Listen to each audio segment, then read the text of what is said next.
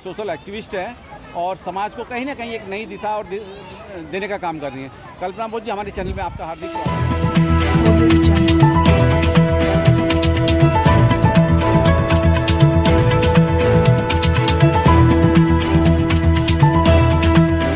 पर जो भी वक्ता ने कहा वो उसकी अपनी राय है, जिसकी पुष्टि नेशन न्यूज़ इंडिया नहीं करता। धन्यवाद। देखा जाए इस देश के अंदर जो है कहीं ना कहीं ब्राह्मणवाद और जातिवाद की जड़ें जो हैं वो बहुत गहरी हो चुकी हैं। अभी हाल ही में एक बागेश्वर बाबा है, उन्होंने जो है नागपुर के अंदर जो है कुछ चमत्कार दिखाने की बात की, तो वहाँ उनके खिलाफ FIR दर्ज हुई। क्या कहेंगे ऐसे बागेश्वर बाबा के खिलाफ, क्या वो चमत्कारी हैं या पाखंडी हैं?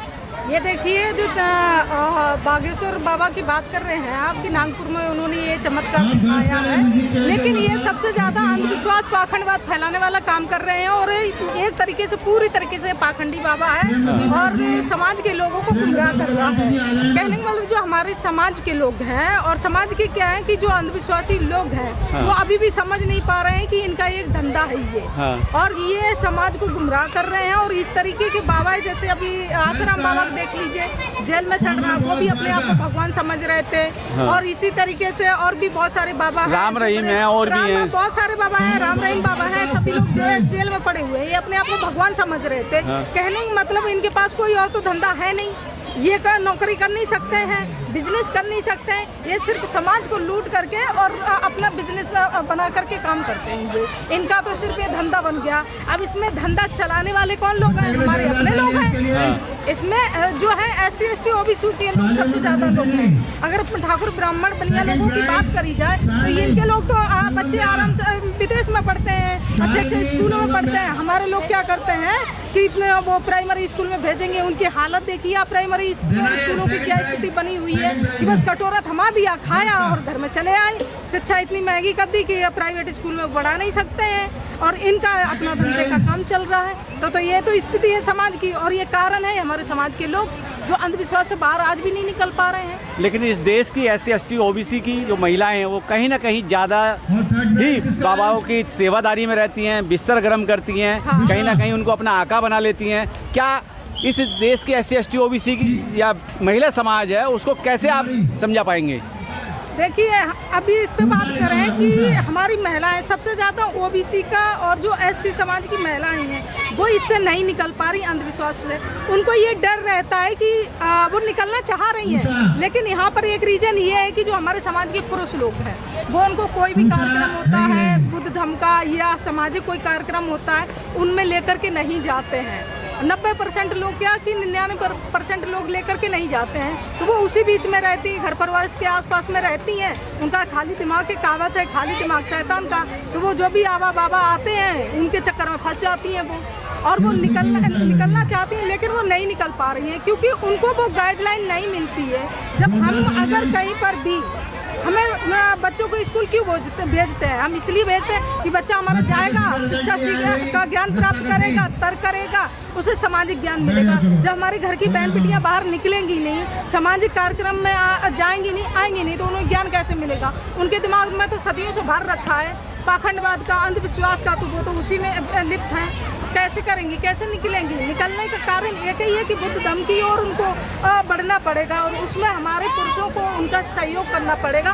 कोई भी कार्यक्रम होता है, कोई भी बुद्ध धर्म का कार्यक्रम होता है, होती है बुद्ध समाज की, तो उनमें लेकर के उनको जाना चाहिए, जिससे कि उनका माइंड डाइवर्ट हो, उनको समझे कि हमारी बौद्ध संस्कृति क्या है, हमारा बुद्ध धर्म क्या है, हमारा धर्म क्या है या हमारा धर्म क्या है, वो समझेंगी तो तभी। लेकिन इस देश के अंदर जो व्यवस्था है, उस व्यवस्था को बनाने वाले जो 3.5% लोग हैं वो कहीं ना कहीं उन्होंने अपने जाल के अंदर उन सब शोषित पीड़ित वंचित समाज की या और समाज की महिलाओं को पूरी तरीके से जकड़ रखा है। उस जाल को कैसे भेद पाएंगे आप, जो है जो हजारों सालों से आपको? इसका एक ही कारण है, बुद्ध धर्म की ओर वापसी करना। हाँ। और इसमें बुद्ध धर्म की ओर जब तक आप वापसी नहीं करेंगे हमारे समाज, तब तक ये संभव है कि इस उनकी ये जो पाखंडवाद है, अंधविश्वास है, जो उन्होंने जाल बिछा रखा है, इसको तोड़ना इतना आसान नहीं है। टूटेगा, लेकिन धीरे धीरे टूटेगा। हमारे लोग बहुत जागरूक हो रहे हैं, बहन बेटियां भी जागरूक हो रही हैं, छोटे बच्चे हैं जो समझ रहे हैं, जो कार्यक्रम वगैरह में आना जाना करते हैं, तो उसे समझने लग गए हैं कि हमारी बौद्ध संस्कृति क्या है, तो इसका यही कारण है कि धीरे धीरे परिवर्तन होगा और इतना आसान नहीं है इसको तोड़ पाना। अभी देखा जाए, हाल ही में एक प्रेस कॉन्फ्रेंस करके अखिलेश यादव ने कहा हाँ। कि मैं शूद्र जाति से हूँ। मुझे आज पता लगा है जब मेरे ऑफिस को गौमूत्र से धुलाया जाता है या उस पर छींटे मारे जाते हैं या मेरे को मंदिर में जाने से रोका जाता है, क्या ओबीसी समाज भी अब जागेगा? देखिए, ये जो अखिलेश भाई साहब ने बोला है कि मैं भी एक शूद्र हूँ, उन्होंने कहा जरूर है, लेकिन मंदिर में तो वो भी जाते ही हैं। मंदिर में तो जा रहे हैं। जब तो आपने पहचान लिया, अपने आप को मान लिया कि हम शूद्र हैं, तो फिर पूजा पाठ जब हम करने का क्या मतलब रह गया? भाई तुम्हें वोट लेने के लिए हिंदू बना लेते हैं तुम लोग, और जब उनका मतलब निकल जाता है तो तुम शूद्र हो गए।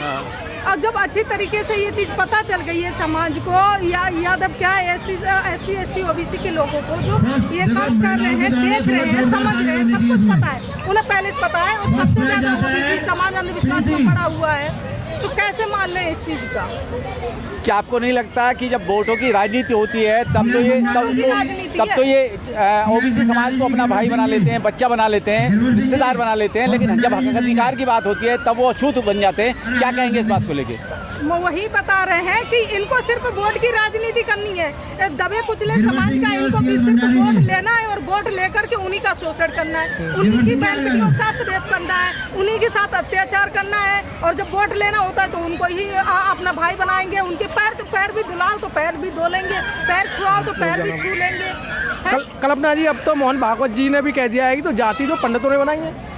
अब ये बताओ, जो मोहन भागवत ने कह दिया, अभी तक मोहन भागवत को इसकी जरूरत नहीं पड़ी थी कि मोहन भागवत ये नहीं जानते थे कि जाति पंडितों ने बनाई है। जाति बनाई कि नहीं? जाति तो पंडितों ने बनाई है, ये जानते कौन नहीं? मोहन भागवत भी जानते थे, लेकिन जब उनका यार अडानी फंसा तो दिमाग को डाइवर्ट करने के लिए समाज के लोगों का उन्होंने ये बात को बोली। लेकिन हमारे समाज के लोग क्या करते हैं, इधर की पोस्ट उठाई उधर डाल दी, बोलने लग गए कि ये तो बहुत सही बोल रहे हैं मोहन भागवत। लेकिन मोहन भागवत ये बताओ कि जातियाँ कोई भगवान तो है नहीं। भगवान था कब जो भगवान ने जातियाँ बनाई हैं? बनाई तो तुम ही लोगों ने है। लेकिन जब तुम्हारा धंधा बंद होने लग गया है तो अब तुम्हारे पास कोई जवाब नहीं बना, तो मोहन भागवत ने अपने वो विचार रख दिए कि जातियाँ पंडितों ने बनाई हैं, क्योंकि तुम्हें खुद डर सताने लग गया। अगर जातियाँ पंडितों ने बनाई है तो एक काम करें ना मोहन भागवत जी, हमारे ऐसी समाज के किसी भी व्यक्ति को उठा के उसका क्या नाम RSS का जो मुख्यालय है उसका अध्यक्ष बना दें, तो हम जान लेंगे कि आप एकता ला रहे हैं या समानता ला रहे हैं, जातियाँ खत्म कर रहे हैं। तब तो हम जाने कि मोहन भागवत ने सही कहा।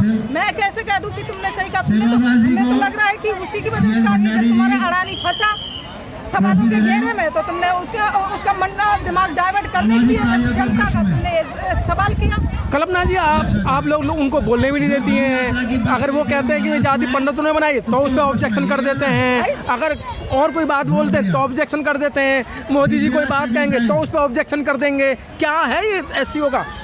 SCO का क्या है? वो अपने अधिकार की बात करते हैं। तुमने मनगढ़ंत कहानियां रची हैं, समाज को, देश को तुमने अंधविश्वास की ओर धकेला, अंधविश्वास में फंसा रखा। अब ये बहुजन समाज जाग गया, ये देश की जनता जाग गई है, जो पढ़े लिखे युवा हैं वो जाग गए हैं। अब वो सवाल करेंगे। अब तुम्हारे पास जब सवाल नहीं बनते हैं तो तुम तरह तरह के अपने प्रवचन देखते हो, तो तरह तरह के देखो उसने इस बार लोगों ने, जो हिंदूवादी लोग हैं, उन्होंने अपने तुलसी को ही गालियां बकी हैं। ढोल गंवार शुद्ध पशु नारी, ये सब ताड़न के अधिकारी। ताड़न का मतलब ये बताया है, ये आप जैसी जो महिला है ना उसका गलत अर्थ निकाल रही है। ताड़न का मतलब है ताड़ना, अच्छी शिक्षा देना। कहाँ से अच्छी शिक्षा? कौन से स्कूल में पढ़े हैं? जो वो क्या नाम है, तुलसीदास जी, जो ताड़ना का मतलब हो गया है कि ताड़ना सीधा पर्यायवाची शब्द से ले लीजिए ना। पर्यायवाची शब्द से आप पता कीजिए उसमें कितने शब्द बनते हैं। एक पर्यायवाची शब्द से ताड़ना का मतलब होता है प्रताड़ित करना, प्रताड़ित का मतलब होता है दंड देना, परेशान करना और दुर्विचार करना, दुर्व्यवहार करना। ये सब चीजें ताड़ना का मतलब है। अब तुम उसमें जब तुमसे जवाब नहीं बना तो उसमें शिक्षा का दे दिया, उसमें ताड़ने का दे दिया। तो अब तो जब तुम्हारे पास इन लोगों के पास जवाब नहीं बनते हैं तब ये तरह तरह के अपने विचार रखते हैं कि ऐसे नहीं, ऐसे इसका शब्द है, ऐसे नहीं, इसका ये मतलब है। इसके अलावा क्या अब सोल्यूशन है देश के सामने कि आप जैसी महिलाओं कैसे जागरूक करें देश को? ये महिलाओं का हमारा जो महिलाएं जागरूक हो रही हैं वो हाँ। सब समझ रही हैं। जिस तरीके से आए दिन महिलाओं के साथ शोषण हुआ और सदियों से जो महिलाओं के साथ शोषण होता आ रहा है, धीरे धीरे हम जैसी महिला, बहुत सारी महिलाएं हैं जो समाज में काम कर रही हैं, निकल रही हैं और महिलाओं को जागरूक करने का काम कर रही हैं कि उनके प्रति किस तरीके से मनुस्मृति में और सदियों से जो भेदभाव रहा है। अब तुम्हें जागना पड़ेगा, निकलना पड़ेगा, हमारी महिलाओं को अपने अधिकारों के लिए लड़ना पड़ेगा और इन लोगों को समझाना पड़ेगा कि हमने संविधान में बाबा साहब ने बराबर का अधिकार दिया है और तुमने हमें गुलाम बना के रखा, अब नहीं चलेगा। Press the bell icon on the YouTube app and never miss another update.